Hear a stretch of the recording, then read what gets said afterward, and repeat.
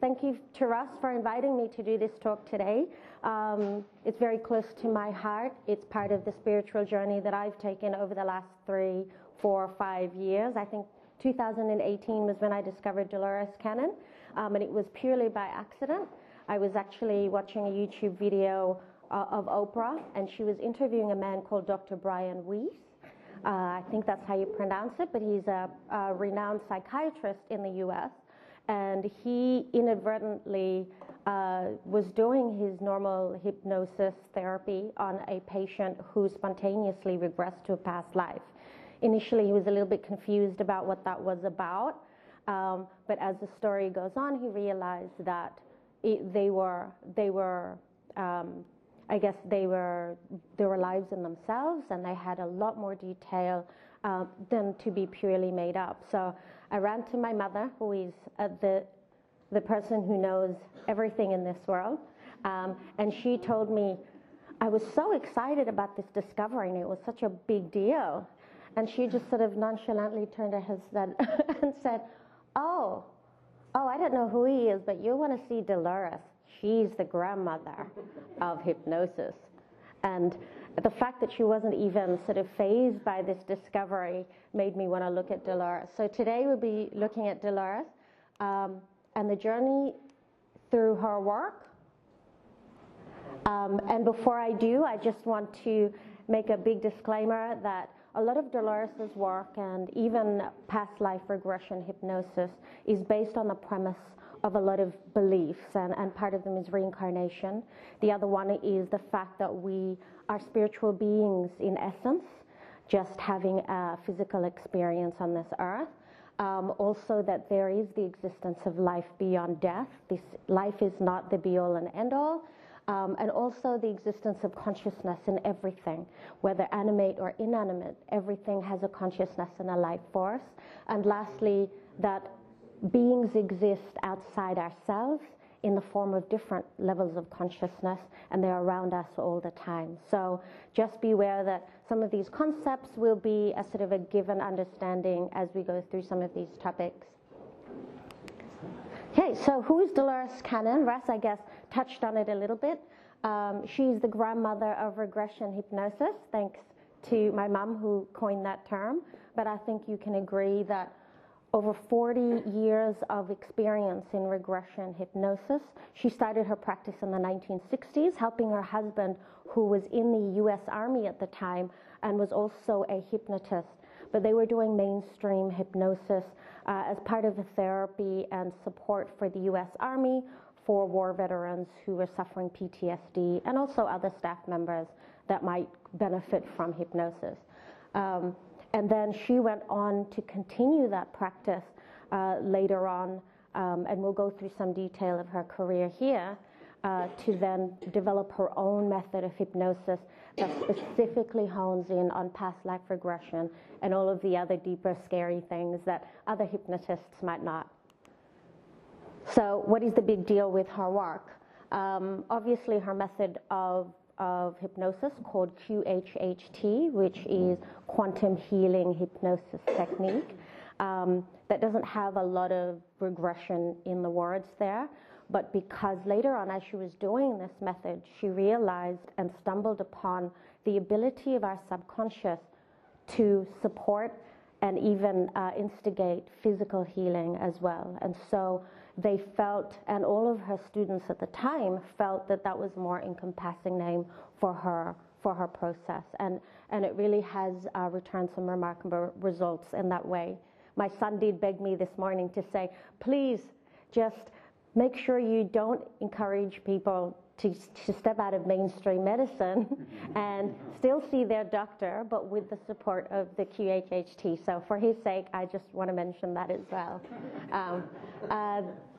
So yes, and because she is contacting the subconscious, or some might call higher self, she has the ability through this method to then access a broader range of information and reach collective subconscious to have information that the individual themselves do not know or have not been aware of. And so that's really some of the really interesting things that we're going to touch on later. So just a short timeline here. She obviously began in the 1960s. Unfortunately, her husband in 1968 suffered a severe car accident and was left as an amputee in a wheelchair, and they had 4 children. So she took time off, about 10 years or so, to look after him and their children, and then restarted the hypnosis practice in the late 60s. But by then, what had happened was, before her husband suffered the accident, in one of their sessions, they had their first subject spontaneously go into a past life. And they were so intrigued by this. Obviously, they didn't know what was happening, but it happened 5 more times in her subsequent sessions. And so they realized that they were onto something there, but obviously the events shortly after derailed some of that. And she was able to come back to that and really focus on it in the late 60s.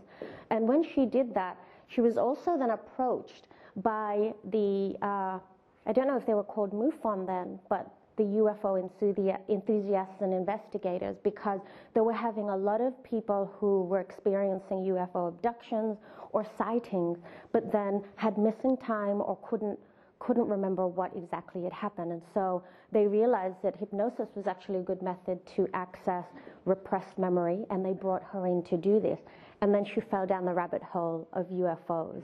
And as Dolores is really well known for doing, she just got deeper and deeper. And she spent the majority of her 80s, in fact, specializing in extraterrestrial contact and hypnosis to help retrieve those experiences. And she's written 3 books on those experiences by topic, if you're interested in that thing as well.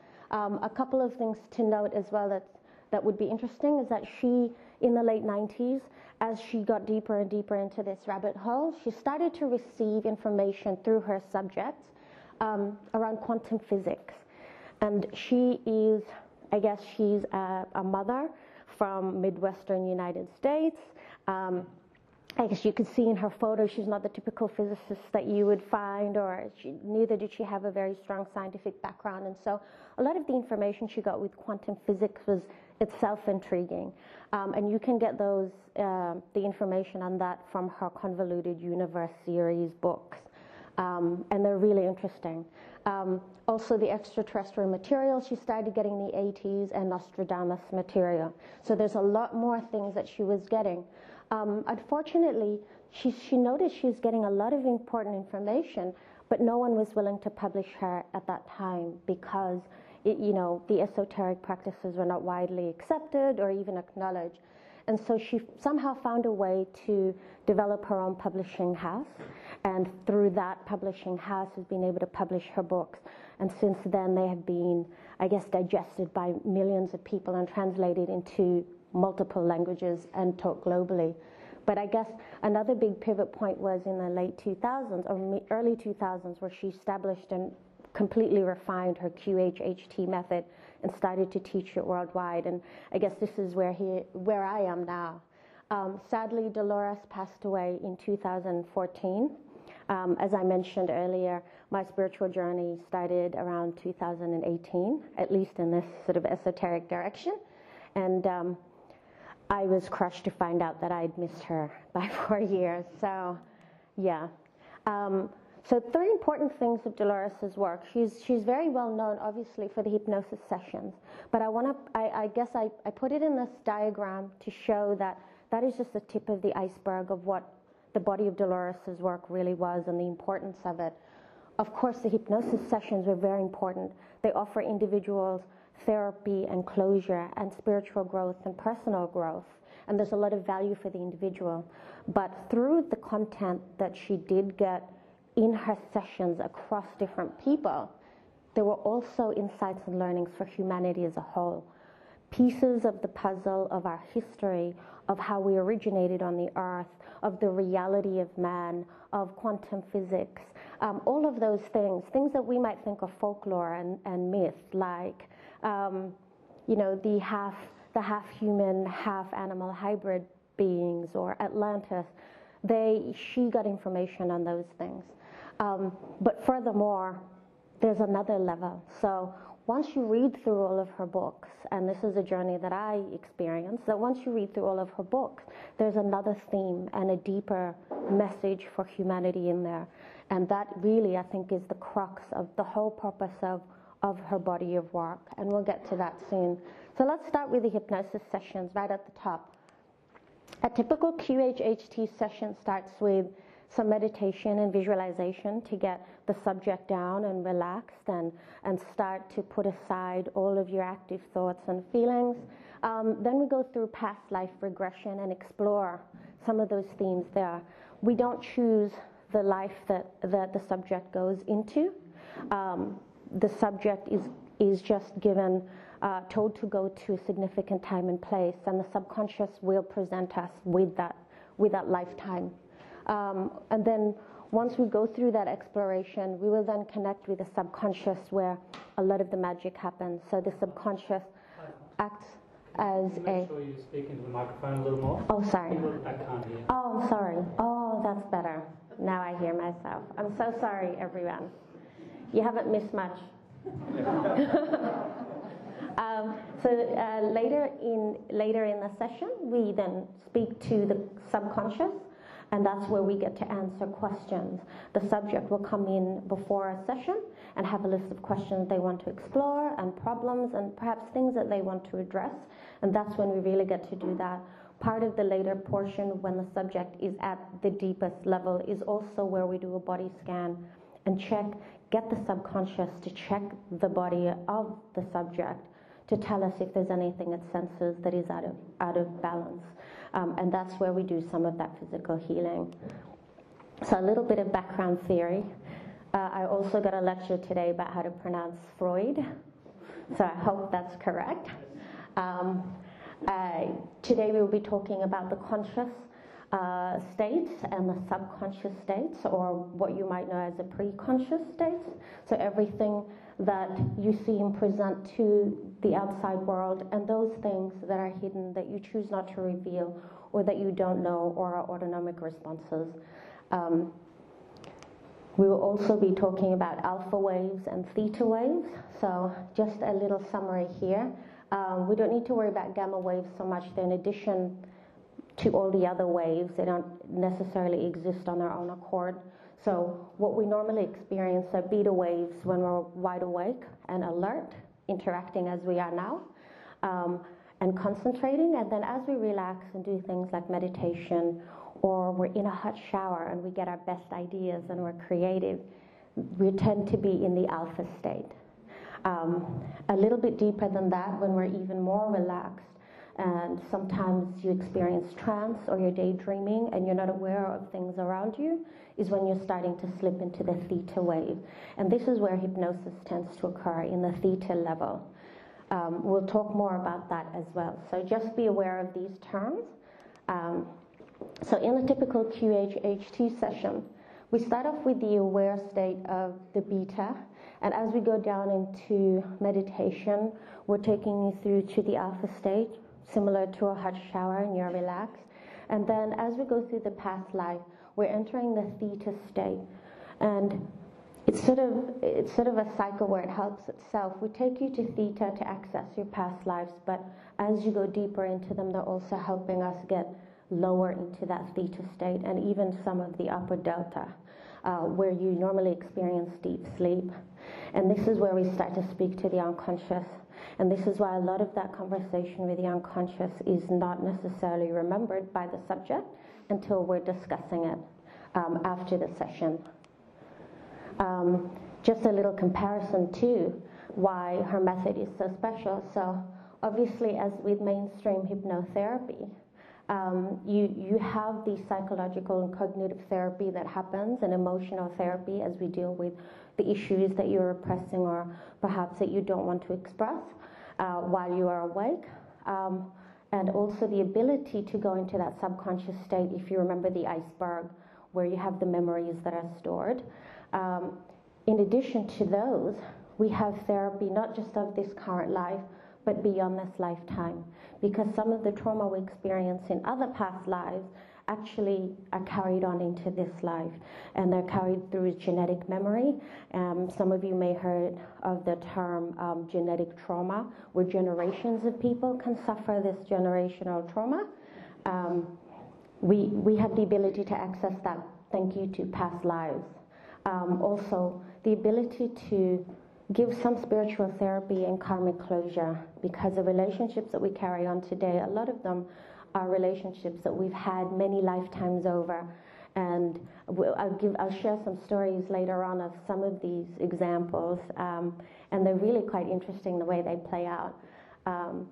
But the most important thing, in addition to having that direct contact with the subconscious, is the spiritual energetic protection of the QHHT method. And another practitioner and I were having a discussion. She practices mainstream hypnosis.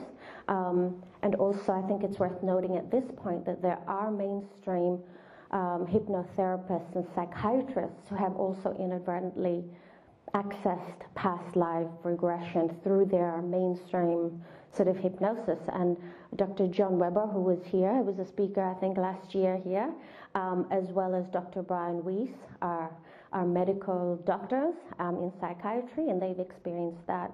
However, the method that they use and the protocol of their hypnosis method does not take into account that they may bump into some of this really weird stuff and go into a space where we share consciousness with other entities. And the subject then, when they slip into that and you're not aware of it, they are also actually vulnerable to negative entities and energies that may attach themselves or also influence them without their knowledge. The advantage of QHHT is it acknowledges that, and part of its process has that we first do a protection around the subject, because we know we will be going to those depths and that person will be in a wide open space spiritually, so to speak, where a lot of different dimensions and entities and beings can interact with that person. And so that's a really important thing to consider. And if you are a mainstream hypnotist and you do end up there, even just a few thoughts around the protection of the person could still help. A few words about QHHT from Dolores. Normal hypnotists, they don't like to go down that deep because strange things happen there and they don't like that, but that's exactly why we go there. She's very cheeky, but she knows what she's doing, and she likes the fact that you're going in there and discovering things that we don't know before. So as mentioned before, and I don't want to repeat myself, but obviously there's a healing element to QHHT sessions. You get some clarity and spiritual growth through personal development in all these areas depending on your situation. But here's Dolores in action. It's a very slow process. There's nothing exciting or fast-moving. I guess I wasn't prepared for that when I trained. I was ready for the action and all the weird things, and then you just sit for 3 hours perhaps and listen to very, very slow dialogue. So some session stories that we've had. Okay, so a couple of lessons from some of the subjects that I've done. And one is that regarding partnerships and soulmates and things, it's not just about us. You know, when am I going to find my partner? He owes me. I haven't been with, I haven't found him. And also that all past lives shown are relevant. So I had a subject who came to me because she was on the verge of making a very big decision in her life. And she wanted to leave her husband of 20-something years. It was an abusive and very controlling relationship, and she was very unhappy. So she came to me to get some guidance from her subconscious. I took her to a past life where she was a young girl in the early 1900s, and she was set to marry a man that she had been promised to that she didn't know. And she landed at a park and taking a walk with him, and all she could say was, I can see my friends in the distance and they're giggling at me, and I'm with this man and he just gives me the creeps and I really don't like him.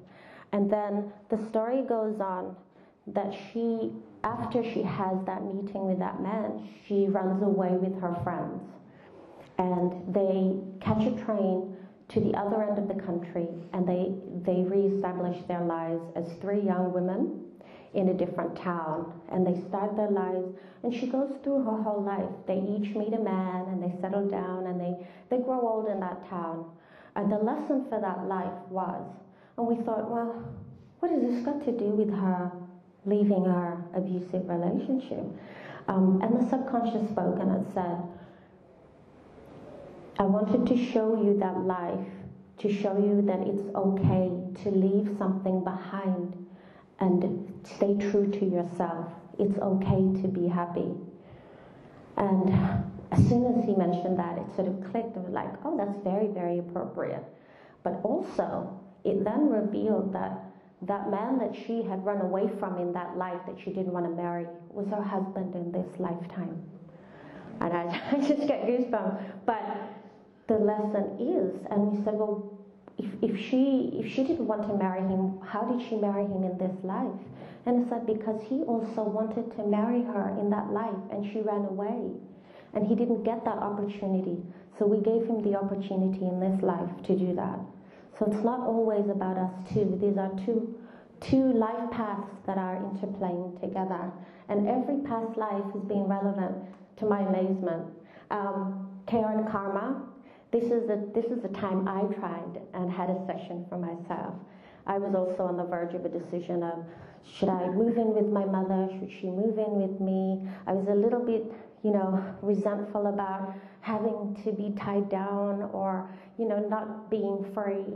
And then I had a session and I went back to a life where I was a Bedouin goat herder. I was this dirty man in sandals and I was naked except for the waist, and I had my flock of goats, and I lived in a tent in the middle of the desert with my wife and 3 very young children. I think the eldest was about 6 or 7, and then 5, and then 3. And we were sort of just surviving in the desert and taking care of another old man who was an uncle of some sort. And then in that life, I had just died in my sleep. I was very young. It was probably another year or 2 later only. And I was in my 30s, I think. And when we tried to inquire about the cause of death, there was nothing. I was just tired, and I decided to leave.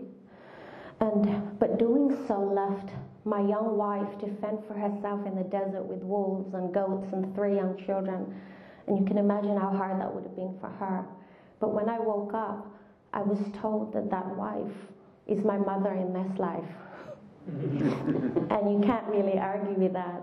And so now I'm here to look after her and make sure the rest of her life is comfortable here. That it eased a lot of the situation, it helped me with a greater understanding.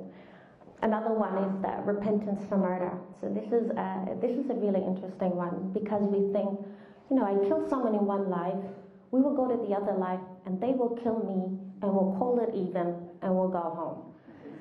But karma doesn't normally happen that way, and I'm learning a lot from these sessions. So one of my subjects had killed someone in a previous life. And when she woke up in this life, it was revealed that that person she had killed was her disabled child that she was looking after. And the karmic balance was that she had stolen a life in the past, and so she was giving up her life in this life to that person as payback. So it's not necessarily an eye for an eye. It's very interesting. And normally, we look at people who are like looking after elderly or looking after a disabled child, and we're like, why? But we don't know the reasons behind that or the past ties and history. It's really interesting. Obviously, the healings and causes for illness is another conversation I had today. We often cause our own illnesses by things we hold on to. For example, cancer is holding on to anger. And when you hold on to anger and repress it, it starts to sort of fester inside us, and it forms a cancer. And this is a trend that Dolores has found in her hundreds and thousands of subjects. And there is a book outlining the common trends and patterns that she's seen. Also, some of the malfunctions that can be rooted in a past life agreements and pacts. So another case study is that a woman went to Dolores because she was having fertility issues and wasn't able to have a child. She really wanted to have a baby. And when she went back to a past life, it was a life of a monk in Tibet who had taken a vow of celibacy. And so they had taken that vow so seriously that in this life, she had continued by stopping herself from procreating. And she was actually responsible for some of the fact that she was not able to conceive in this life.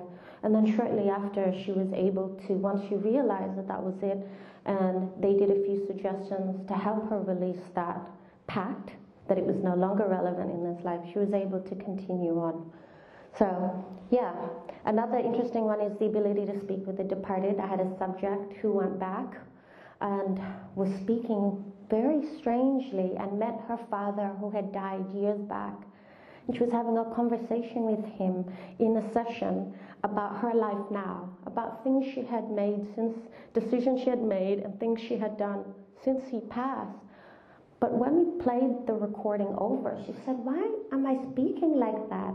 I sound like a little girl." And I said, "Actually, yeah, you do." And she was using very simple language. And I said, "Well, how old were you when your father passed away?" And she says, "I was 6. And so she went back to that version of herself that he remembered, and they communicated at that stage. And so all of those parts of us still exist. And whether you believe that these are real past lives or not, it offers a level of personal growth just from the experience that you have. Because like dreams, when you're under hypnosis, you're not just seeing things, you're not only hearing things, you're feeling them. And if any of you ever had a dream that you remember where you show up somewhere, but all the context and knowledge of that situation is instantly given to you, you just know who you are, you just know why you're there and what you're doing there. This is the same experience you have in hypnosis. You have all that knowledge at once. So it's much deeper than hearing a story, for example. You're reliving it. And there's personal growth to be had, even if you're not quite sure whether past lives really exist or reincarnation is an issue for you. But to Dolores' words on those healing, you're not supposed to ever be sick, never. The body is a miraculous machine that has been created to take care of itself and heal itself if we don't interfere. But you make yourself sick. And if the mind is powerful enough to make yourself sick, it's also powerful enough to heal you. Every disease is the body talking to you. And we'll see how that is in a bit as well. Here. So first thing that Dolores does is tries to find out why you did this to yourself and what is your body trying to tell you. And here is just some of the list of just a handful of things that she's also noticed in her practices across hundreds of thousands of subjects. You know, cancer, as mentioned before, is repressed anger. Arthritis, for example, is holding on to something or someone very tightly and not releasing. It adds that pressure. Hearing disorders, funny enough, is the inability or refusal to listen or accept what you hear. And the list goes on. There's actually a book called Soul Speaks that outlines all of these findings. Living your purpose is also another benefit. So part of the benefits of her session is finding your purpose and speaking to your subconscious. One thing they've told us is that a side effect of doing what you love is perfect health. When you're in tune with what you're supposed to be doing in life, you don't get sick. And so that is Dolores' advice from what she's found. So the second part, before we go through that was basically what you expect in a session for Dolores and things around her session. But as I mentioned before, across hundreds of subjects, she found themes and topics to talk about. Some of these weird topics are life after death, quantum physics, UFO. So these are themes that kept coming up in subjects, and each subject would give a little bit of information, and she was able to paint a picture later on. I just want to note again, thanks to my son, it's like, Mom, you need to clear that up. You need to tell them it's not about Jesus, or some people might be offended. So one of her subjects was not Jesus, but she took a person back who regressed to a life who was one of the first few followers of Jesus. And through the life and multiple sessions with that person, she was able to ask questions like, what did he look like? What does he say? What is he doing? How does he interact with his subjects? And through that, we get a fuller, a richer picture of the stories we hear in the Bible and the historical things that we have. And often they're like that. Atlantis and Lemuria existed according to experiences of past lives. And the biggest lesson for us from Atlantis was that we were very advanced, but our moral advancement did not meet our technical advancement, and we brought ourselves to ruin, but also caused a lot of damage in the process. And we shouldn't do that again, basically. I guess the congruence between the subjects is what makes all of those topics really important. Just remember that these are different subjects, different decades. So sometimes one in the 60s, one in the 80s, one in 2010. Different geographies. Someone in France will say the same thing as someone in Australia. Completely unrelated, describing similar experiences, but speaking of the same information. Dolores says, when the information comes through, it'll come through one client, and then maybe a week later, I'll have it come through another client. And they'll add more to it. So there's never just through one person. It's through thousands of people that I work with, like puzzle pieces. It can't happen through just one person, but they don't know what I've found. It's really cool. But she did find it, and the important thing is that she kept with a very distinct scientific method to her process. She was very aware that some of this stuff sounds weird, strange, even controversial. And so she made sure that one, she was always the hypnotist to keep consistency in the method. Number two, all her sessions were recorded and relayed as transcripts, not as paraphrases or her interpretations of what happened. You read them, you can hear the voices, you can see the changes in the person. And number three, Dolores refused to receive information directly. So as she got deeper into that rabbit hole, things got weirder for her. And sometimes the entities that the subjects were interacting with in a past life would talk to Dolores through the subject.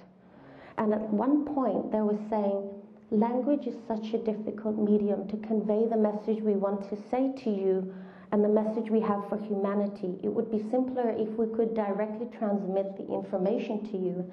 And she would decline. She would say, no, I can't receive it that way. It has to be through the subject to keep the integrity of the information. Otherwise, there's no question. There's a big question mark around whether I made this up or whether it's real. And so by sticking to those methodologies, she kept a very scientific approach. And for me, coming from a neuroscience background, it added a lot of weight and really helped me accept the things that she found. Otherwise, it would have been a huge problem. But there's more. Remember that deeper message at the end. So we have these hypnosis sessions that are really helpful for the individual. And then we have these topics that have gathered together insights and information for humanity to help us fill gaps in our own history and our own knowledge. But more importantly, those topics all point, they're like stories, and they all point to one message that they want us to hear. And the message came from three main areas. So this underlying message from all of these experiences came from the lessons of past civilizations that we were told about. It came from the other entities that were speaking through the subjects, but also warnings and guidance from the subconscious of each random individual that she was hypnotizing. And that message was about the spiritual growth and evolution of mankind. And the bottom line is this, that we have to deal with our karmic debts. We have to finish our cycles of reincarnation. We have to start living in love and compassion to level up and prepare for the upcoming ascension. Does that sound familiar? It is, because it aligns with what everyone else out there is saying outside Dolores. The law of one, the set material, channelers, UFO, extraterrestrial experiences who have had contact of every sort. They're all saying the ascension is coming, you better get your shit together. And the same with Dolores. The ultimate purpose that she has found in her own words is that when we have completed all the journeys and adventures through our variety of lives, we are supposed to return to the Creator with our accumulation of knowledge. It is then absorbed. In this way, we are considered cells in the body of God.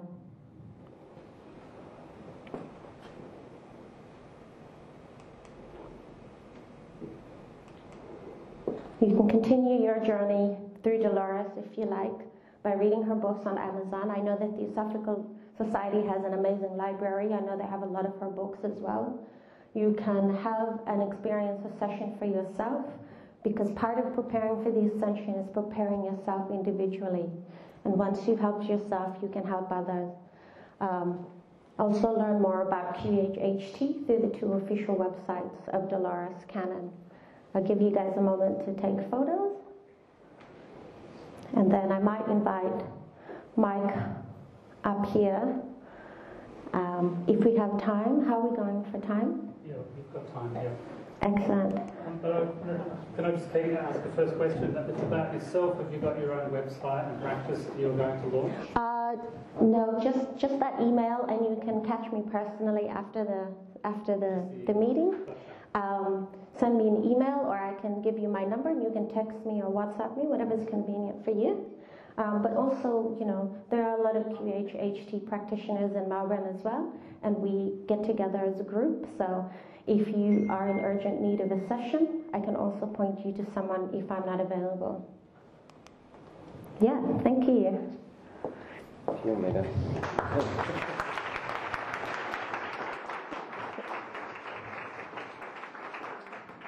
So Haifa is a little hard of hearing, according to Dolores. It means you're not listening to any messages people tell you. Is that right? Thanks. So I'll just take any Q&A and then I can just relay them to Haifa so she can hear them. So does anyone have any questions? Yeah. Is there a limit to the time that you have in a session? Like how long the session is? Yes. There's. We are not supposed to keep anyone under for longer. Sorry, we're not supposed to keep anyone under for longer than 1.5 to 2 hours. That's the maximum. Otherwise, it will take far too long for you to reorient. But you can always have multiple sessions, and a lot of the subjects can have multiple sessions to continue a line of exploration. Yeah, great question. Yes, go ahead. I've done a whole of past life sessions with a shaman from New Zealand, and this the past life thing is a thing that shamans all around the world have been doing for thousands of years. But when you come to talks, nobody seems to link in with their knowledge and their extraordinary ability that they have. I've also taken people on past life sessions myself occasionally, because it's a very simple thing to get into. But what do you think about the shamanic side of it? Shamans. The shamans. Yeah. Wow, that's a whole area I'd love to get to know. That's a whole area I'd love to get to know more. I don't really know a lot about the shaman side. I have done ayahuasca thanks to Mike's partings, and I think there's a lot of power in that. I think the only drawback that I was able to compare was that with a hypnosis session, you have a guide with you, almost like taking someone into your dream with you who can guide you. Whereas with this shaman, I'm not really sure what the process is, but you tend to sort of just free flow. It isn't. They go with you in the journey.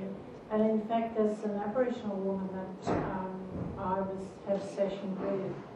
And when I came out of the session, before I had a chance to say anything, she told me exactly what I had seen. And they have this ability. But see, this is ability that we've lost. Yes. And when I've been in the Amazon with shaman, and they're exactly the same. They can tell you what you've seen. But one of the things with ayahuasca is that they take you on that journey, you need to do it with someone like a shaman or somebody who knows about it, because you can go off the deep end a bit. And it's the same with past life. It's a very rare ability. I definitely don't have that. I just want everyone to know I'm just a normal human being. I live out in the suburbs with my chickens. But Zio, who will be speaking next, is one of those people who has an ability to see into that as well. But that's a really good call out. Yeah, thank you. I'd love to see if anyone else can do that as well. I can tell you some people too. Yeah. Yeah. Thank you very much for the presentation. It was fantastic. I have a question about the protection of the spirit, the first item that you had on the list. Yes. Comparing, for example, to other methods, structured methods, like, for example, Gateway Experience of Robert Monroe, who have very way of protecting the energetical field of a person. Yeah. And it's an exercise that is being developed, and it's kind of like you can put this into the points 1, 2, 3, 4. How does Dolores' method compare to it, or is it similar? Are you aware? I'm not familiar with that method. I'm not familiar with his protection method, but I think any sort of protection is good. I think I was just cautioning that in terms of if you're just messing around with hypnosis and you inadvertently fall into a deeper space and nobody in that group is prepared for that space. But as long as there's some protection protocol, I think it's really important, because there's a lot of things out there that we're messing with that we don't understand. So yeah, that's a really good call out. Thank you. I think the question was, is there anything specific that you do? Sorry. In terms of Dolores' method? Oh, yes. So we call in a pyramid of white light, and we invite the subject to also visualize that before they get too deep, with that pyramid of white light surrounding them and keeping them protected. And there are also a few other suggestions that I don't know from the top of my head, but it's very standard protocol. And once it's set up, we're also aware of it. But in addition to that, before we start a session, we do a bit of meditation to call in only the highest good and the highest messages to come through. And I guess that starts that pattern of protection. Yeah. I think there's a question in the back. Oh, yeah, hi. Yeah, just adding on to that, I actually read Dolores' Convoluted Universe Book 1, and what happens is before they go into trance, an entity would come out and say, and put protective, like certain things in certain positions or degrees, just to make sure the channel is correctly coded in tune with the most pure channel. I didn't get that. That's sort of like a protective thing they do. They make sure things are placed in certain areas, or candles are lit, or things like that. So there's some entities that can protect. Can you repeat the whole question? Is there a question? I wasn't really sure what the question No, I was. was just adding on to that. Yeah, that question there. Oh, yes, it's added, yeah. Thank you, yes, that's right. Yes, other entities can come and enter that. It's just they tell, like, the client or the patient will, an entity will come out before and explain to Dolores where to place things in very particular ways, very certain degrees or angles, to make sure that the line of communication is as direct and pure. Yeah, that's very good information. Thank you. I just want to ask your failure rate of actually putting people under. Oh, very good. Oh, yeah, that's... Question for the back of the room. Oh, yes. The question up here was, what is my failure and success rate for putting people under? And that's a really great question, because it's not 100%. You will have the left brain or the analytical minds that are harder to put under. And you guys, some of you might have heard this. I can see a lot of nodding. They tend to have a harder time letting go and relaxing. They analyze everything every step of the way, which means they're still allowing the ego to be front and center of the process, and that needs to go aside. I think someone analytical is smiling down the back of there. But having said that, Dolores Dolores encourages practitioners to keep trying, that it is possible anyway with them. I think the hardest subject that I've had is someone with sleep apnea. That's even more difficult than an analytical person.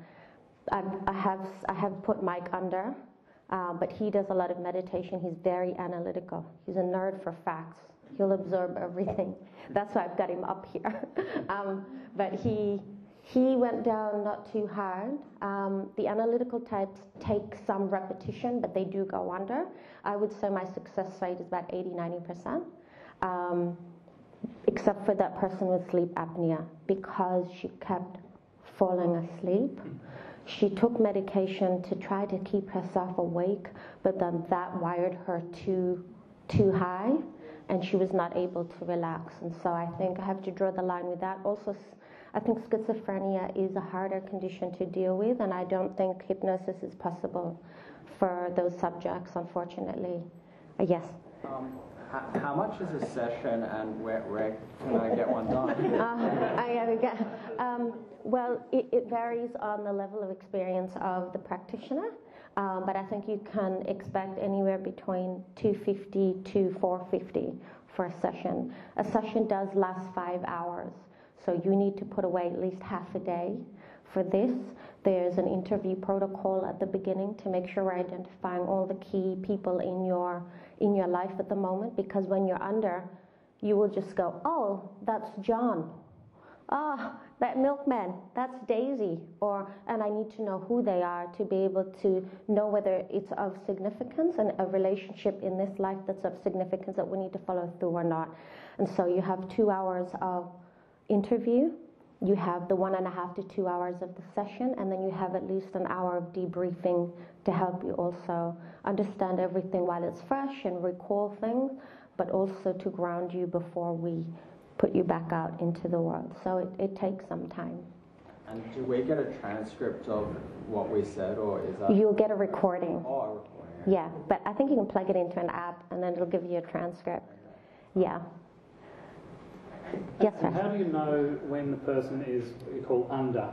Is that something that you can tell? Yes, so there are physical signs that we look for to know what state you're in, between that alpha, theta, and delta. I don't like to share what they are in case people feel like they want to fudge them in a session, but just know that we are watching your bodily actions and your behaviors to know some of this stuff. Yeah. Yes? Do you ever do sessions online, or is it always got to be... Oh, never online. So there's a safety. Thank you. That's a great question. We're not allowed to do anything online. It has to be in person for your own safety, so that if there's anything that's troubling you, often clients will cry, may get up, do eye movements. I've had one subject get up, look me in the eye, speak to me, but not see me, and then lie back down. And so these actions can cause a potential danger to you, and so it's better that you have someone there looking after you. Also, if a session is going on for a little while and you need to go to the bathroom, it's actually possible for me to walk you to the bathroom door while you're in a half trance. You go use the bathroom and we continue the session. So things like that, yeah. Where are you based? Oh, sorry? Location, where are you based? I'm located in the west of Melbourne, but I can do sessions around Melbourne, metropolitan Melbourne. So do you come Yes. to people? Yes.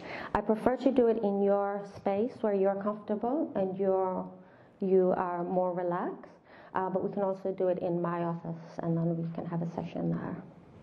Yeah. I think there was one. How many sessions, each session you said is like 450 or 450. How many sessions have your subjects had? I've had some who have had two or three sessions, but most people, I've seen them just once. Yeah. So they have a session, they have an experience, they get inside, and I think that they make those changes in their lives, and then they move on until they hit another block, and then they'll come back. Yeah. When you have that time when someone will sit up and say something and they're not really seeing you, do you think possibly they're channeling? It could very well be. I translated that specific episode is that person sort of fighting within themselves, like I'm having an experience, but I'm not, but I am, but I'm not. But they were completely entranced because when they woke up, and they had their friend with them for that session watching this. Thank God they were there, actually. Otherwise, he wouldn't have believed me. Because when he woke up, he's like, no, I didn't do that. No way I did that. And his friend was like, yeah, it really freaked me out. So it was good. Yeah. Yes. Before you were talking about the ascension, what exactly did you mean by that, especially when you said also that your soul's on an individual journey? How can you have a group ascension and be on an individual journey of development at the same time? Oh, the collective subconscious? Yeah, how do you have... Yeah, I don't quite understand what you meant when you said the ascension is coming or something like that on your the message that Dolores Cannon said, the new earth? Yeah. Kind of stuff, like how does that, if I get the question, like, you're having individual experiences, so how does that work as a kind of collective ascension? Okay. I think I'm going to try to interpret your question and see if I've understood it right. So how do you differentiate your individual journey from your group journey? What did you mean when you said the ascension is coming? The ascension. Okay. So the ascension is that, I guess spiritualist theory is that we all started as about as spiritually developed as rocks, for example. And over time, experiencing life as rocks, we moved on with the ability to grow. And so we moved into a second dimension of living, and then we became like plants who were able to grow, and animals that were able to reproduce. But then through living that, we also grow a little bit more spiritually, and then we develop as human beings who can not only live and grow and reproduce, but we have abstract thought, and we can make choices. And so that is not the be-all and end-all. So we continue to grow spiritually. Maybe our next ability, and this is just guessing, but maybe our next spiritual ability is to be able to mentally join up with other souls, and then we can live as a joint being. We're just speculating what happens after here, but the spiritualist theory is that we continue to expand and grow and develop our spiritual abilities. And so the ascension is talking about, we are humans at the moment, but there's a lot of channelers and there's a lot of spiritual people who are telling us that we're about ready to move to the next level. Collectively? Yes, collectively. So if your karma is getting paid individually, yes, how can you ascend collectively? Yeah, very good question. So this is the whole purpose of work like this. So if you are not ready individually, but the collective has to move on, including the earth, mind you, the earth is also moving on. And so if you're not progressing along at that same rate, you're not a failure, but you will be moved on to another planet or another existence to continue to develop in this 3D sort of development, the stage that we're at, until you're ready, and then you will then move on as well. So there's this thing in the law of one, which is completely unrelated, sorry, but it talks about the harvest. So those in the big group that are ready to go can continue, and those that are not will put you somewhere else so you can continue to develop until you're ready to grow. So no one gets left behind, they just develop at different times. Right, thanks. I hope that answers it, sorry. Yes, one last question? Yeah, last question. Yep. Do you know when in a session whether the person has not been on Earth previously? Yeah. Or, actually, I was going to say that Zio, I think this is his first life here. I have a friend like that. But in my sessions, I've had someone who started off on this planet and moved off to a different one. So she didn't regress backwards, she regressed forward. She progressed forward to a future incarnation where she is based on a different planet, and her life and purpose is completely different. It was very interesting. So that's another thing. You can go backwards or forward. Another thing around the quantum physics that Dolores discovered is that time doesn't exist. It is simultaneous. It is only for this existence, but outside of here, all of our existences, so me as a 5-year-old, as a 10-year-old, we're still all existing at the same time, and this is actually how we can access those memories at any time under hypnosis. So yeah, great question, very curious. Yeah, thank you.